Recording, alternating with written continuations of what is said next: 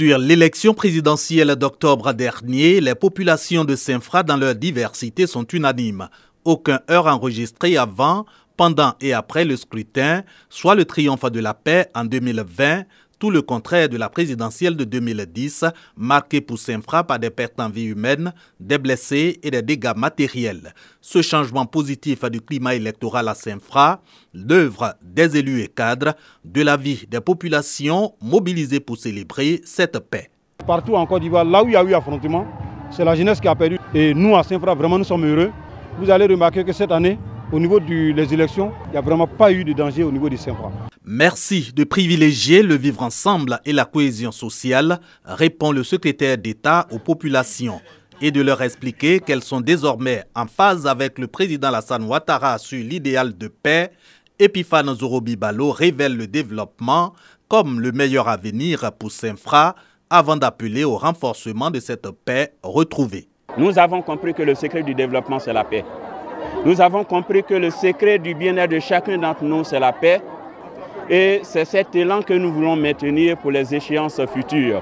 Au récent scrutin présidentiel, le département de Saint-Fra a participé pour environ 70% contre 64% pour toute la région de la Marawi.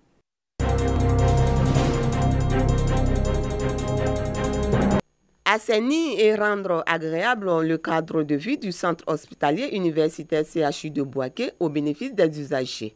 C'est l'objectif de l'opération Grand Ménage initiée par la préfecture de police de Bouaké avec le soutien de la direction régionale de l'agence de gestion des déchets de Côte d'Ivoire à Najed.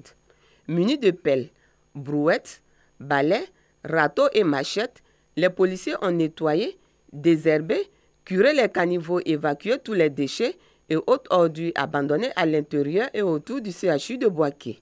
Selon le commissaire principal Moubio Maxime, préfet de police de Bouaké, cette action vise à sensibiliser les populations sur les bienfaits d'un cadre de vie assaini. Le ministre de la Sécurité et de la Protection civile a été choisi comme parrain de cette 45e édition.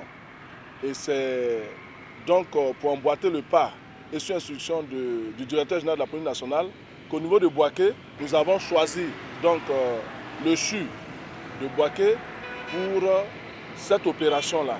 Pour les responsables du CHU et la direction régionale de la Najed, l'initiative est à saluer. Nous sommes heureux de cette initiative et nous pensons qu'elle participe à rapprocher la police des populations, participe de façon générale à l'hygiène publique, parce que le CHU de Bouaké est un pôle sanitaire de référence. C'est une très belle initiative et c'est vraiment une mesure d'accompagnement avec la police qui doit nous aider toujours à maintenir nos cas de vie propres.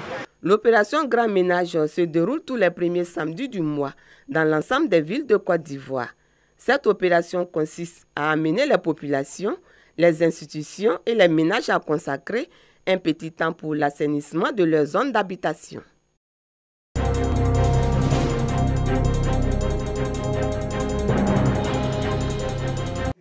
Le centre de santé urbain de Nzouénoua, dans la sous-préfecture de Bodokro, a désormais une ambulance. Un don du ministre de la Communication et des Médias, Sidi Temoko Touré, fils du terroir. Cette ambulance va permettre une évacuation des patients vers des structures spécialisées. Le représentant du ministre Sidi Touré à la cérémonie de remise, le colonel-major Martial Kwame, a au nom du donateur exhorté les populations à la paix, à la cohésion sociale. Il a invité ces populations à se tourner résolument vers l'avenir pour le développement de la sous-préfecture de Bodokro. Ce que Ado dit, Ado fait. Nous avons donc profité de cette occasion pour demander au personnel de santé de prendre soin de cette ambulance. Comblés par ce geste de générosité et de bienveillance, les populations de Nzouénoua expriment leur gratitude aux donateurs. Quand le moment d'accouchement arrive et que c'est compliqué, il faut les transporter à moto, voire même à vélo, pour le dispensaire ou alors pour l'hôpital général de Béoumi. Avec cette ambulance flambant neuve que nous offre le ministre Sidi Touré, c'est une bouffée d'oxygène pour nos mamans, pour nous-mêmes, pour les enfants et pour toute la population. Nzouénoua est un regroupement de 3 villages de la sous-préfecture de Bodokro et son centre de santé urbain sert de référence à 4 autres villages de la dite sous-préfecture.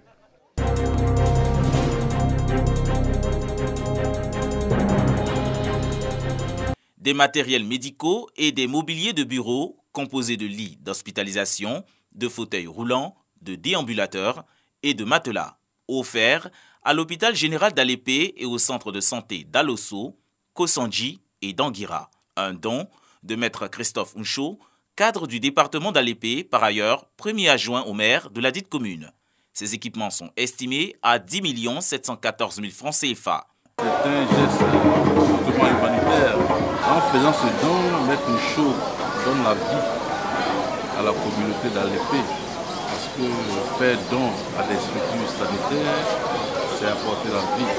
Parce que la vie est le préalable, n'est-ce pas, à tout ce que nous faisons sur cette terre. Ces nouveaux matériels médicaux renforcent le plateau technique et améliorent la prise en charge des patients dans ces établissements sanitaires. Le renforcement du plateau technique des établissements sanitaires du département d'Alépé vise non seulement à améliorer notre environnement sanitaire, mais surtout à contribuer à anticiper sur la contamination des maladies.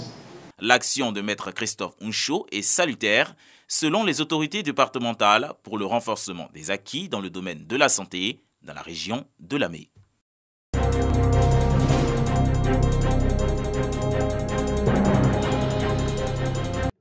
Le lancement du projet, travaux d'urgence, de réparation, de coupure de route, pose de buse, traitement de zones de bourbier et reprofilage lourd. C'est dans les villages de la sous-préfecture de Sokala-Sobara, département de Dabakala.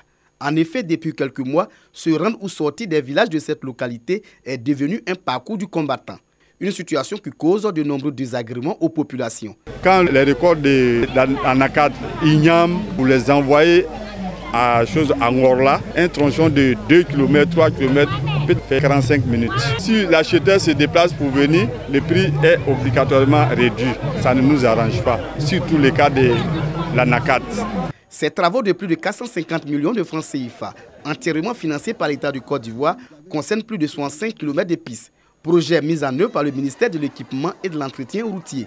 Quand nous empruntons les voies, nous voyons qu'il y a des zones qui sont difficilement praticables. Ces zones vont être réparées soit par des remblais ou soit par des pauses d'ouvrage. Les populations des villages bénéficiaires ont traduit leur reconnaissance au président de la République et à son gouvernement. La réduction des coûts des produits de première nécessité due à la bonne qualité de la route. La satisfaction de ces différents points permet l'amélioration significative des agrégats économiques de la Côte d'Ivoire. Le parrain de cette cérémonie de lancement des travaux a invité les cadres à se mobiliser pour le bien-être de leurs parents. Si toutes ces voies sont désenclavées, ces villages vont mieux se connaître, donc fraterniser un peu mieux, apporter un plus à leur développement économique et lutter contre la pauvreté de toutes les populations vulnérables. 3 mois, c'est le temps que va durer les travaux. Cette remise en état des routes est un soulagement pour les populations qui attendent la campagne de commercialisation de l'ANACAD au titre de l'année 2020-2021.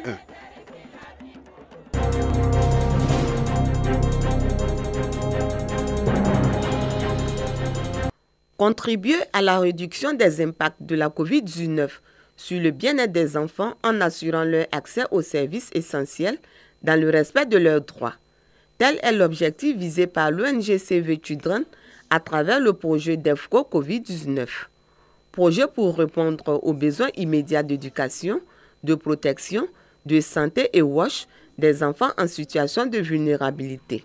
C'est dans cette optique que s'inscrit ce renforcement de capacité des agents de santé des districts sanitaires de Bouaké sur les violences basées sur le genre, VBG. Save Children, à travers le projet DEFCO COVID-19 financé par l'Union européenne, veut contribuer au plan national aux côtés du gouvernement ivoirien à la réponse nationale face à la COVID-19. Donc il était important de permettre aux acteurs clés de la mise en œuvre du projet de se voir renforcer les capacités pour être à niveau. Faire comprendre aux communautés que les violences basées sur le genre portent atteinte donc à la dignité humaine. Nous pouvons l'atténuer dans nos communautés si nous avons une bonne communication là-dessus et si nous arrivons à apporter une bonne prise en charge sanitaire, mais psychosociale et psychologique aux différentes victimes. Répondre à une divulgation des VBG en tant que non spécialiste de la VBG, lutter contre la VBG dans les situations d'urgence sont entre autres les modules enseignés. Une initiative appréciée par les participants. Avec la formation, on se rend compte que ce n'est pas seulement les femmes, il y a les hommes aussi qui sont victimes, également les enfants, tout et tout. Voilà. En tout cas, c'était vraiment une formation vraiment enrichissante pour nous. Les violences conjugales, les viols doivent être signalés pour que nous puissions éradiquer cette situation dans la société. Dans le cadre du projet DEFCO Covid-19 également, l'ONG CV Children a formé les acteurs du système éducatif sur les cercles d'apprentissage pour enseignants.